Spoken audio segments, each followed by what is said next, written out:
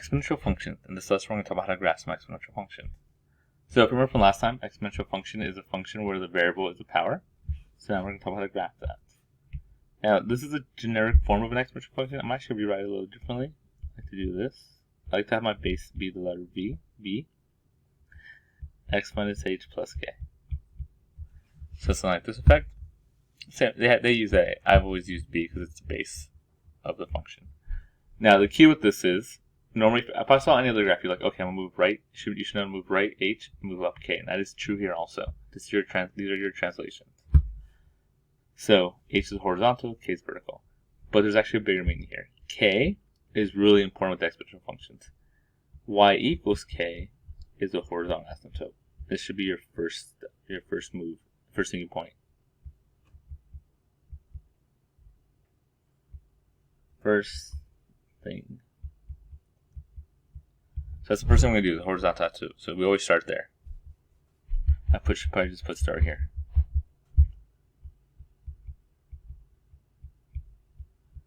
So that's where we're going to start. So whatever our horizontal asymptote is, that's where we're going to start. And then this h here is a horizontal translation.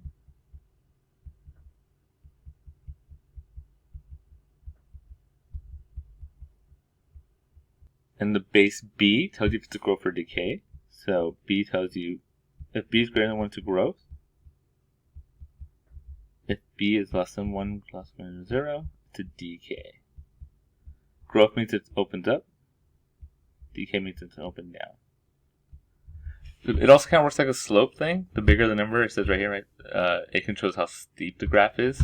So it also works that way. The bigger your base is, the steeper the graph is. The smaller it is, the less steep it is. But in general, if your b is greater than 1 to growth, if your b is between 0 and 1 to decay, it's up and down. So we have all those. Now let's talk about what b does. What does p do? So p does a couple things. P first is the initial y-intercept.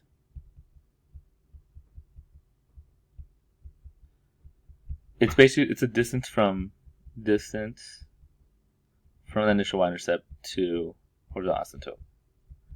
So wherever p is, that's going to be your initial y-intercept, and it should be how far you are from your horizontal asymptote. Also, negative p does a vertical flip, so keep that in mind. Negative p would equal a vertical flip. And what that does is it changes growth to decay, or decay to growth. What do I mean by that? Well, if you look here, right? So you have a growth graph, and your p is positive, so it stays what it is. So it's a growth graph. What happens when your p is negative? Well, you're going to flip it vertically, and that's going to open down. This, look where it's going. It's going down, right? You don't want that to happen to your stock market, your stocks or whatever. This is a decay. This is a growth. Right, so if you change the p, it makes a vertical flip, and it changes the growth to decay. Over here, what if your a was a decay, so it opens down, right? But p is positive, so you open down normally, so decay. And now you put a negative p, right? P less than 1 is negative p. Your graph flips, a vertical flip, and now look at it. Going left to right, it's a growth. So that's what I mean. Based on what your b is, if your p is a negative, switch it. But that's just having to see the graph afterwards. So that's one of the last things we do. When we sketch the graph of exponential function, we're using the horizontal asymptote, the y-intercept, and then sometimes 2 other points. You always want to start with the horizontal asymptote. Remember, and what that is, it's just y equals k. Super easy. If you want to find the y-intercept, don't forget we do that by setting x equal to 0. And if you want 2 other points, you just pick 2 other points. You just pick x and y, and then pick 2 other points. So let's do an example. Sketch a graph with 2 to the negative x minus 3. Oh, they're bringing the flip already. Okay, so if I was going to sketch the graph of this, I'd start at negative 3. So there's my horizontal asymptote. So 1, 2, 3, dot, dot, dot, horizontal asymptote. Now, if I'm going to do a general sketch of this, now my b is 2, so it's positive. So this lets me know b is greater than 1, so it's initially a growth. You'll see why I said initially first. Graph's going to kind of look like that. It's not going to go past this line. How much higher than this does it go? What is your what is the number? What's your p? What's the number in front of this? You don't see it, right? It's a 1. This is like saying 1 times 2 to the negative x minus 3. So my p here is 1. So I should only go 1 above it. So my initial y-intercept is 1 above the horizontal asymptote. And my graph's going to kind of look like this. Now, why did I draw that dotted not fully? Because I'm missing one thing. And that is, there's a horizontal flip. Notice how the negative's on the inside of the graph, so you're going to flip horizontally left and right. If it was on the outside, you flip up and down. So my graph actually looks like the horizontal flip of this, which would look like this. From left to right, looks like that. That's the graph I want. That's y equals 2 to the negative x minus 3. That's the graph I'm looking for right there. Do you want the domain range? Well, domain is all real numbers. It's always going to be like that with exponentials. You see farthest left is an arrow, farthest right is an arrow. Your range, this has to do with asymptote. Where did my asymptote start? Negative 3, so negative 3 times infinity. We'll do more of that in the future. Okay. Draw freehand sketches of the following pairs of graphs. So 3x looks like this. Now, if I was just drawing, let me take that back. Let's talk about a little more detail. Let's just graph y equals 3x for a second. How do I graph this? Well, first I would find the horizontal asymptote. That's whatever the plus is. In this case, there's no plus, so you treat it like a plus 0. So my horizontal is y equals 0. My very first graph. Dot. Now, what's the number in front? What's your p? The number in front of the base. My p is 1. So that means I'm going to cross 1 above this. My initial y-intercept. And then you look at the 3, right? That's a growth. 3 is bigger than 1. So, growth. So it's kind of like this. Right? Not a perfect graph, but it's a nice sketch. And then A wanted you to do 3 to negative x. So let's do a very small one here. Remember what that does? The negative is in the inside, so it's a horizontal flip. So my graph looks like this. You're going to flip horizontally. Or you get all your points, you wanted points, and divide the x's by negative 1. Now let's look at B. B wants me to graph 3x plus 1. Well, how does that change everything? Now I have a new horizontal asymptote.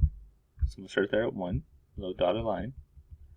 My p is still 1. There's no number in front of the 3, so I'm just going to go 1 above it.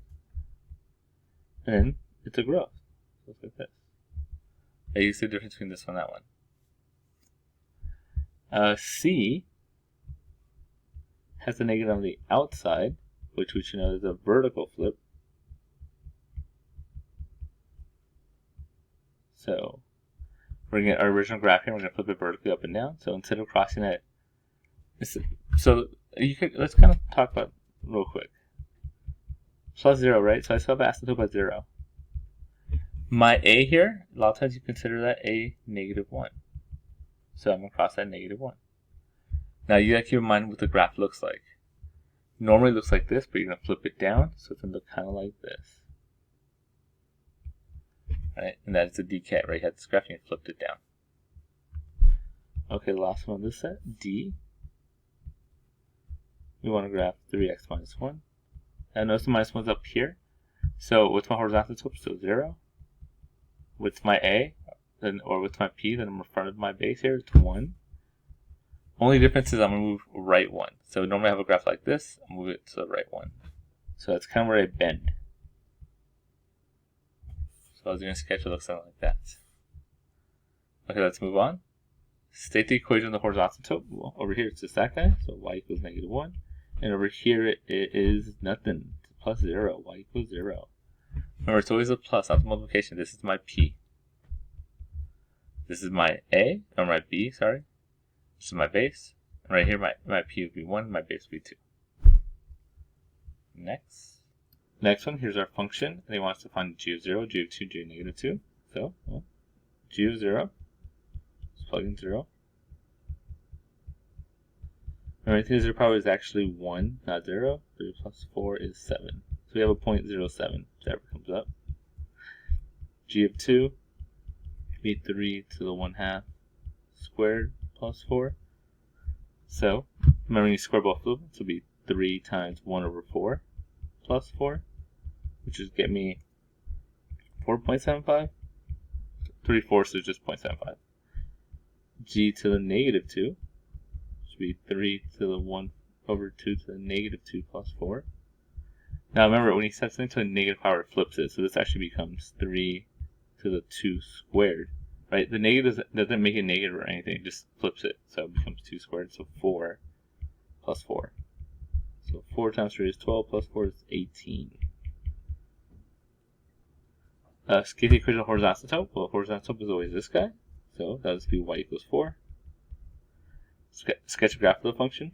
So you want to go to the asymptote. So right here. And then I should erase this part. And then what are we doing?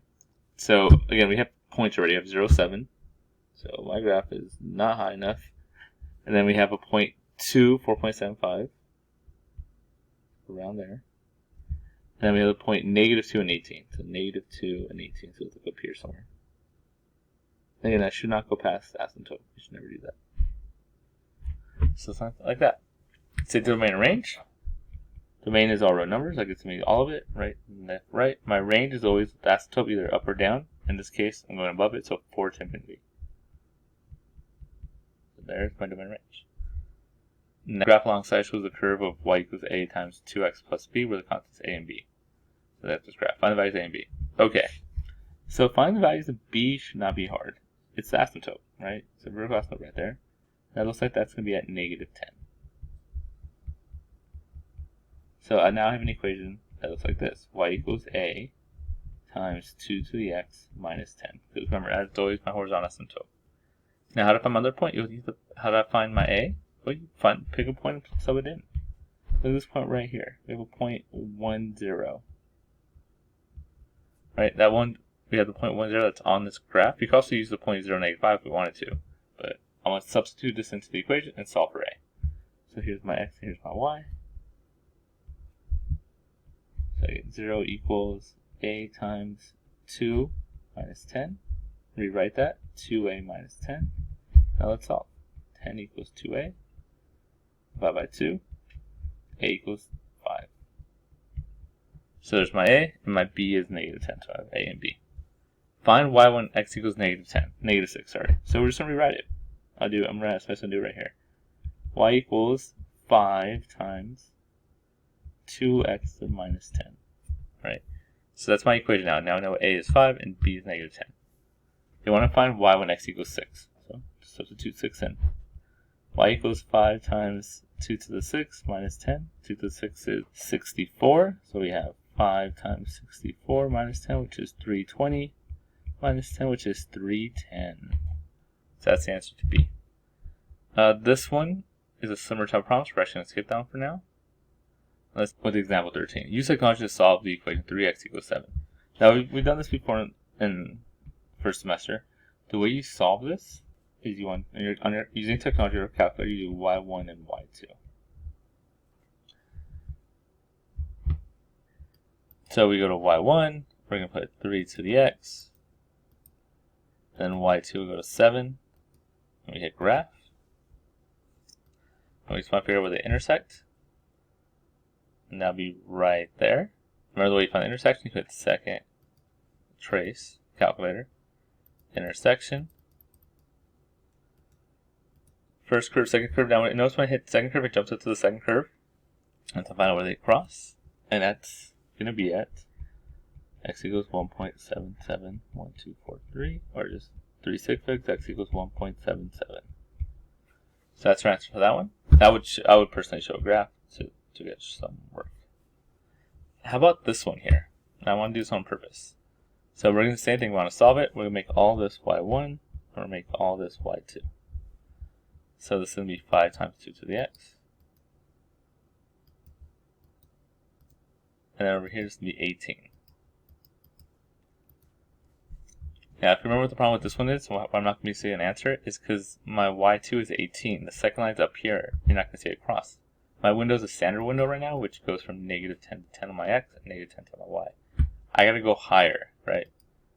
I can see this fine, but I'm not high enough. So on your window, you make sure that y max is something bigger than 18. So 20 would work. I'm going to go 30 just to give myself a little buffer. So I got like 30. So regraph it. And then you can see 18 come across here. And then I'm going to find that intersection. I have to draw it so I know what I'm talking about. Usually it's a little better drawing than that. And that intersection, let's find it. Second calculator, intersect. First curve, second curve, guess. 1.8479, 3 sig figs, 1.85. And there we go. That's the lesson.